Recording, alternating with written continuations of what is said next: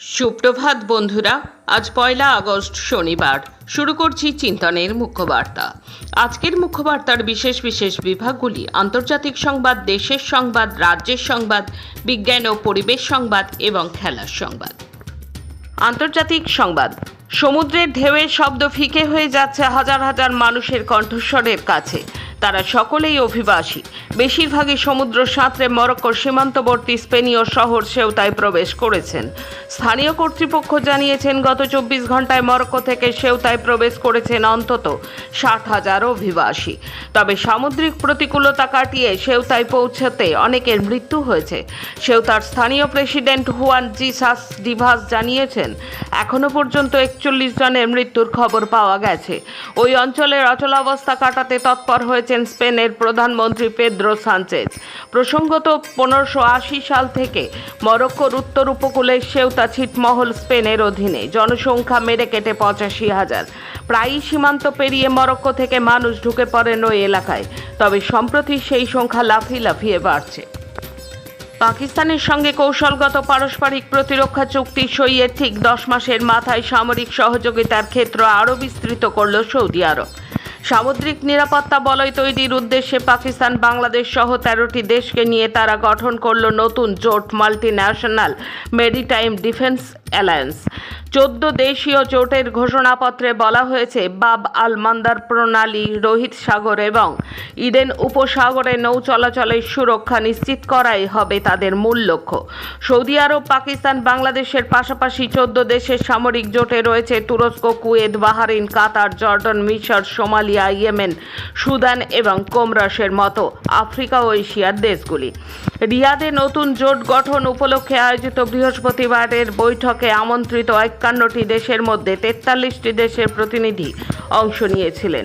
সেখানে ইউরোপীয় ইউনিয়নের একটি প্রতিনিধি দলও উপস্থিত ছিল। যদিও পশ্চিম এশিয়া, আফ্রিকা উপকূলে ইউরোপীয় ইউনিয়ন নৌ নিরাপত্তা মিশন অ্যাসপিডিস-এর সঙ্গে নতুন জোটের কী সম্পর্ক হবে সে বিষয়ে বিস্তারিত কিছু জানায়নি সৌদি আরব। মিশরের ভূমধ্যসাগরীয় দামিয়েত্তো বন্দরে যুক্তরাষ্ট্রের মালিকানাধীন একটি গ্যাস সংরক্ষণকারী ট্যাঙ্কারে ড্রোন হামলা হয়েছে। ব্রিটিশ সামুদ্রিক নিরাপত্তা সংস্থা আমব্রে গত বুধবার এই তথ্য জানিয়েছে। এই ঘটনায় মধ্যপ্রাচ্য জুড়ে সংঘাত আরও ছড়িয়ে পড়ার আশঙ্কা দেখা দিয়েছে। মিশরের পেট্রোলিয়াম মন্ত্রণালয়ের এক বিবৃতিতে বন্দরে অগ্নিকাণ্ডের খবর নিশ্চিত করা হয়েছে, তবে সেখানে কোনো ড্রোন হামলার উল্লেখ করা হয়নি। পাকিস্তান নিয়ন্ত্রিত আজাদ কাশ্মীরের আইনসভা নির্বাচন ঘিরে বিক্ষোভ সহিংসতার রূপ নিয়েছে। এতে ব্যাপক প্রাণহানির ঘটনা ঘটেছে। আঞ্চলিক সরকারের নিষিদ্ধের তালিকায় থাকা একটি কাশ্মীরি সংগঠনের নেতারা বুধবার দাবি করেন, দ্বিতীয় দফা ভোটের আগে নিরাপত্তা বাহিনীর সঙ্গে সংঘর্ষে একটি শহরেই 30 জনের বেশি মানুষ নিহত হয়েছেন। গত সোমবার সেখানকার মিরপুর, কোটলি এবং ভীমবার জেলায় 13টি আসনে ভোট হয়। এতে পাকিস্তানে ক্ষমতাসীন দল পাকিস্তান মুসলিম লীগ বা PML এর 9টি আসনে জয় পেয়েছে। বাকি 4টি আসনে জয় পেয়েছে পাকিস্তান পিপলস পার্টি PPP। তুরস্কের পশ্চিমাঞ্চলে প্রাচীন নগরী ট্রাইলসে প্রত্নতাত্ত্বিক খননের সময় প্রায় 2000 বছরের পুরনো একটি হলঘরের সন্ধান মিলেছে। এর সঙ্গে হলঘরটির মেঝেতে রোমান যুগের অত্যন্ত সংরক্ষিত একটি মোজাইক রয়েছে বলে জানা গেছে। এই মোজাইকে সমুদ্রের দেবতা পোসেডনের সঙ্গে সম্পর্কিত পৌরাণিক সামুদ্রিক প্রাণী হিপোক্যাম্পাসের চিত্র ফুটিয়ে তোলা হয়েছে। জাপানের দক্ষিণ পশ্চিমাঞ্চলে শক্তিশালী ভূমিকম্পে নিহতের সংখ্যা বেড়ে 34 জনে পৌঁছেছে। বৃহস্পতিবার কোমামোতা অঞ্চল কর্তৃপক্ষ এই তথ্য জানিয়েছে। গত মঙ্গলবার টিউস দ্বীপের কোমামোতা অঞ্চলে 6.8 মাত্রার ভূমিকম্প অনুভূত হয়। এতে বহু ঘর বাড়ি, বিদ্যুৎ পরিকাঠামো এবং বিভিন্ন স্থাপনা ক্ষতিগ্রস্ত হয়। আসছি দেশের খবরে। টানা 3 দিনের কৃষক বিক্ষোভের কাছে পিছু হটতে হলো মধ্যপ্রদেশের বিজেপি সরকারকে। কৃষকদের প্রবল আন্দোলনের চাপে মধ্যপ্রদেশ সরকার বেশ কিছু দাবি মেনে নিতে বাধ্য হয়েছে, যার মধ্যে আছে মুগ ডালের সহায়ক মূল্য এবং সরকারি ক্রয়, সার বণ্টন এবং ফসল বিক্রির টোকেন প্রথার অবসান ইত্যাদি।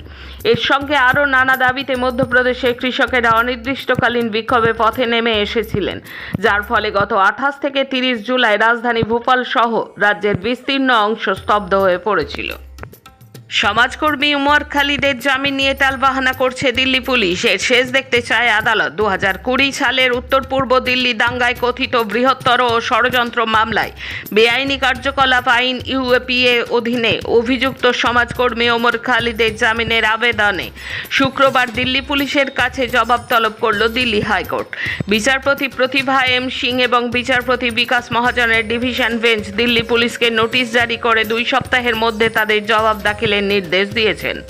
আদালত জানিয়েছে, আগামী 27 আগস্ট ওমর খালিদের জামিনের আবেদন শুনানি হবে। একই দিনে সহ অভিযুক্ত সার্জিল ইমামের জামিনের আবেদনও তালিকাভুক্ত করা হয়েছে। ব্লগার এবং সমাজকর্মী ভরত তেওয়ারি ভুয়া এনকাউন্টারে ঘটনায় দেশজুড়ে প্রবল আন্দোলনের জেরে এবার মুখ রক্ষা করতে দোষী পুলিশ কর্মীকে গ্রেপ্তার করল বিহার সরকার। তারা জানিয়েছে, শুক্রবার সকালে অক্ষয় কুমার নামের ওই জওয়ানকে গ্রেপ্তার করে হেফাজতে নেওয়া হয়েছে। আরও 4 পুলিশ কর্মীর বিরুদ্ধে তদন্ত শেষ পর্যায়ে। পুলিশ সুপার জানিয়েছেন, একটি ভুয়ো এনকাউন্টারের ঘটনায় ধৃত পুলিশ কর্মীর বিরুদ্ধে গুরুতর অভিযোগের প্রমাণ পাওয়া গিয়েছে। বাকি 4 জনের বিরুদ্ধেও একই অভিযোগে তদন্ত চলছে। ওই সংঘর্ষের ঘটনাটি ঘটেছে এবছরের 17 জুন। কাবেরী নদীর জলবন্টন নিয়ে 2 রাজ্যের গোলমালের আঁচ এবার জননায়গন সিনেমায়। তামিলনাড়ুর মুখ্যমন্ত্রী বিজয়ের অভিনীত ওই সিনেমা প্রদর্শনের বিরোধিতা করে শুক্রবার বিক্ষোভ দেখাচ্ছেন কর্ণাটকের কৃষক এবং কন্নড়পন্থী লোকজন। পরিস্থিতি এমনই যে কর্ণাটকের অনেক প্রেক্ষাগৃহে জননায়গন সিনেমা দেখানো বন্ধ। সিনেমার পোস্টারও ছিঁড়ে ফেলা হয়েছে অনেক সিনেমা হলে। কর্ণাটকের পুলিশ এবং প্রশাসন সূত্রে খবর, কাবেরী নদীর জল তামিলনাড়ুতে না পাঠানোর দাবিতে বিক্ষোভ চরমে।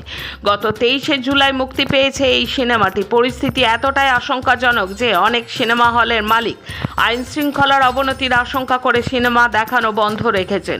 সূত্রের খবর, সিনেমা হলের কর্মীরাও বিক্ষোভে সামিল হয়ে জননায়গনের পোস্টার ছিঁড়ে ফেলছেন। প্রধানমন্ত্রী নরেন্দ্র মোদীর একটি ফেসবুক পোস্ট সাময়িকভাবে রেস্ট্রিক্ট হয়ে যাওয়ার ঘটনাকে ঘিরে শুক্রবার মেটা অর্থাৎ ফেসবুক ও ইনস্টাগ্রামের মূল সংস্থার কর্তাদের তলব করল কেন্দ্রীয় সরকার। ভারতের পাঠানো সামরিক অস্ত্রে গাজায় গণহত্যা চালাচ্ছে ইসরায়েল, এই তথ্য জানা গেল আন্তর্জাতিক মানবাধিকার কমিশনের এক প্রতিবেদনে। বিহারের স্কুল বাঁচাও আন্দোলনকে আরও তীব্র করার ডাক দিল এসএফআই। ফের রক্ত ঝরল জম্মু কাশ্মীরে। কুলগাঁওয়ে জঙ্গি হামলা, নিহত এক পরিযায়ী শ্রমিক, আশঙ্কাজনক আরও একজন। দেশে যে কোনো বড় প্রকল্প করতে পরিবেশ মন্ত্রকের আগাম ছাড়পত্র নিতেই হবে। মোদী সরকারের বিশেষ নির্দেশ বাতিল করল সুপ্রিম কোর্ট। এখন রাজ্যের খবর। বাদুড়িয়ার রাজনৈতিক মহলে নতুন করে বিতর্কের জন্ম দিয়েছে সোশ্যাল মিডিয়ায় ভাইরাল হওয়া ছবি ও ভিডিও। সেখানে টেবিল জুড়ে সাজানো মোটা টাকার বান্ডিলের পাশে বসে থাকতে দেখা যাচ্ছে বসিরহাট জেলা বিজেপির সদস্য বহুল পরিচিত বিশ্বজিৎ পাল ও সঞ্জয় ঘোষকে। টেবিলে টাকার বান্ডিল, তার অপর প্রান্তে বিজেপি নেতাদের মুখোমুখি বসে রয়েছেন বাদুড়িয়ার এক প্রভাবশালী তৃণমূল নেতা। যদিও এই ভাইরাল ছবি বা ভিডিওটির সত্যতা কোনো সংবাদ মাধ্যম বা স্বাধীন কোনো সংস্থা কর্তৃক যাচাই করা সম্ভব হয়নি। তবে সাম্প্রতিক এই ঘটনার জেরে বাদুড়িয়ার রাজনৈতিক পরিস্থিতি অত্যন্ত উত্তপ্ত হয়ে উঠেছে। সম্প্রতি বাদুড়িয়া পৌরসভার জেলবন্দি তৃণমূলের পুরপ্রধান দীপঙ্কর ভট্টাচার্যের বাড়ি, বাগানবাড়ি এবং পার্শ্ববর্তী পাটক্ষেত থেকে মাটি খুঁড়ে কোটি কোটি টাকা ও বিপুল সরকারি ত্রাণ সামগ্রী উদ্ধার করেছিল পুলিশ। রাজনৈতিক মহলে প্রশ্ন উঠছে, তবে কি দীপঙ্কর ভট্টাচার্যের যাবতীয় বেআইনি কীর্তি ধামাচাপা দিতেই পর্দার আড়ালে তৃণমূল ও বিজেপির এই নেতাদের মধ্যে বিপুল অঙ্কের টাকার বিনিময়ে কোনো রফাসূত্র খোঁজার চেষ্টা চলছিল? বিধানসভা নির্বাচনের ঢাকঢোল আর শাসক দলের চটকদারি প্রচারের আড়ালে ফের প্রকট হল রাজ্যের কৃষি সংকটের বীভৎস রূপ। একদিকে আকাশছোঁয়া উৎপাদন খরচ, অন্যদিকে ফসলের ন্যায্য দাম না মেলা, এই সাঁড়াশি চাপে পিষ্ট হয়ে আত্মহত্যার পথ বেছে নিলেন কালনার এক কৃষক। পুলিশ জানিয়েছে, মৃতের নাম আব্বাস শেখ, বয়স 60 বছর। তিনি কালনা থানার অন্তর্গত কাকুরিয়া গ্রাম পঞ্চায়েতের মুড়াগাছা গ্রামের বাসিন্দা। বিগত সরকারের পথ ধরেই নতুন সরকারের সময়ও দেনার দায়ে শুক্রবার ভোরে গলায় দড়ি দিয়ে আত্মঘাতী হলেন তিনি। বর্তমানে আলুর দাম একেবারে তলানিতে। আলু যা মজুত আছে তা বিক্রি করে বস্তার দাম ও হিমঘরে সংরক্ষণ করে রাখার খরচ উঠবে না। তাই আব্বাস শেখ আলু আর বিক্রি করতে পারেননি। 2 ভাইয়ের মোট 20 বিঘা জমিতে আলু ও ধান চাষ করেন। গত মরশুমে ধার দেনা করে জমিতে আলু চাষ করেছিলেন। সেই জমি উৎপাদিত আলু আব্বাস শেখের জীবনে কাল হয়ে দাঁড়ালো। বাংলায় এশিয়ার প্রক্রিয়াকে কেন্দ্র করে ভোটার তালিকা থেকে নাম বাদ যাওয়ার পর তৈরি হওয়া আশঙ্কা নিয়ে বড়সড় অন্তর্বর্তী নির্দেশ দিল কলকাতা হাইকোর্ট। আদালত স্পষ্ট জানিয়ে দিল, ভোটার তালিকায় নাম না থাকার অজুহাতে কোনো নাগরিককেই জাতীয় খাদ্য সুরক্ষা আইনের অধীনে প্রাপ্য রেশন সুবিধা থেকে বঞ্চিত করা যাবে না।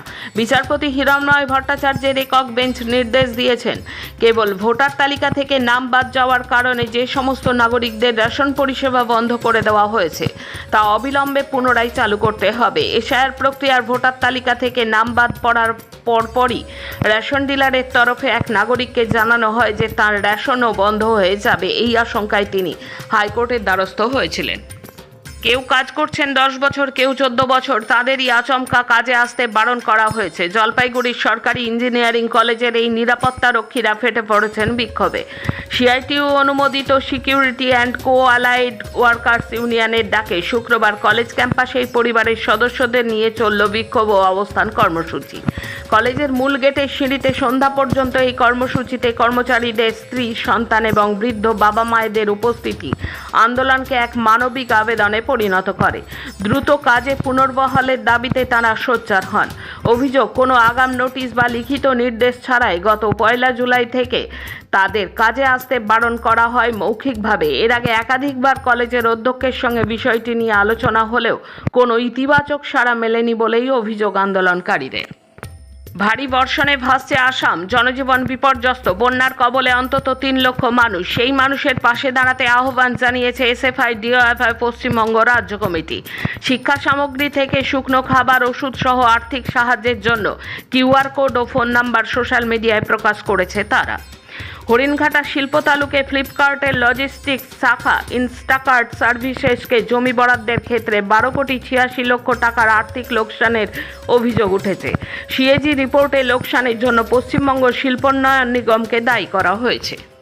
বিজ্ঞান ও পরিবেশ সংবাদ। ভাবুন তো, কংক্রিটে ঢাকা একটি শহর, চারিদিকে গরম, ধুলো আর দূষণ, রাস্তায় হাঁটাও যেন অসহ্য। কিন্তু সেই শহরই কয়েক বছরের মধ্যে হয়ে উঠল সবুজে মোড়া, শীতল ও প্রাণবন্ত। কোনো অত্যাধুনিক যন্ত্র নয়, কোনো বিশাল এয়ার কন্ডিশনারও নয়, এই পরিবর্তনের নায়ক শুধু গাছ। দক্ষিণ আমেরিকার কলম্বিয়ায় মেডেলিন শহর 2016 সালে শুরু করে এক অনন্য উদ্যোগ গ্রিন করিডর প্রকল্প। শহরের ব্যস্ত রাস্তা, ডিভাইডার, ফুটপাত, নদীর ধারের এলাকা এবং পার্ক জুড়ে লাগানো হয় 8,80,000 গাছ এবং 25 লক্ষেরও বেশি অন্যান্য গাছপালা ও ঝোপঝাড়। ফলাফল ছিল অবিশ্বাস্য। কিছু এলাকায়, বিশেষ করে ছায়াঘেরা সড়কগুলোতে, তাপমাত্রা সর্বোচ্চ 5 ডিগ্রি সেলসিয়াস পর্যন্ত কমে যায়। পুরো শহরের গড় তাপমাত্রাও প্রায় 2 ডিগ্রি সেলসিয়াস কমেছে। আর বিশেষজ্ঞদের মতে দীর্ঘমেয়াদে আরও বেশি শীতল হওয়ার সম্ভাবনা রয়েছে। বাতাসের মান উন্নত হয়েছে, পাখি, প্রজাপতি ও নানা বন্যপ্রাণী আবার ফিরে এসেছে শহরে। এছাড়া হাজার হাজার মানুষের কর্মসংস্থানও তৈরি হয়েছে গাছের পরিচর্যা ও রক্ষণাবেক্ষণের মাধ্যমে। শেষে খেলার খবর। টাইপে কোয়ার্টার ফাইনালে দেবিকার বিপক্ষে পরবর্তী প্রজন্মের লড়াইয়ে জিতলেন উন্নতি। সেমিফাইনালেও তানভি। বিশ্ব র্যাঙ্কিংয়ের 28 নম্বরে থাকা ভারতীয় 2 নম্বর উন্নতি হুডা তার দ্রুতগতির হিটিংয়ের দাপট দেখিয়ে 23-21, 21-16 গেমে জয়লাভ করেন। তানভি শর্মা 21-15, 18-21, 21-14 গেমে সুপনিদাকে পরাজিত করে অঘটন ঘটান। কমনওয়েলথ গেমসের ওয়েট লিফটিং ইভেন্টে লভপ্রীত সিং রূপো জিতেছেন। এছাড়া 3 বছরের সন্তানের মা এবং পিএইচডি ডিগ্রিধারী অ্যাথলিট সীমা কালিরমানা ডিসকাস থ্রোতে ব্রোঞ্জ পদক জিতে দারুণ প্রত্যাবর্তন করেছেন। আজকের মুখ্য বার্তা এই পর্যন্ত। নমস্কার।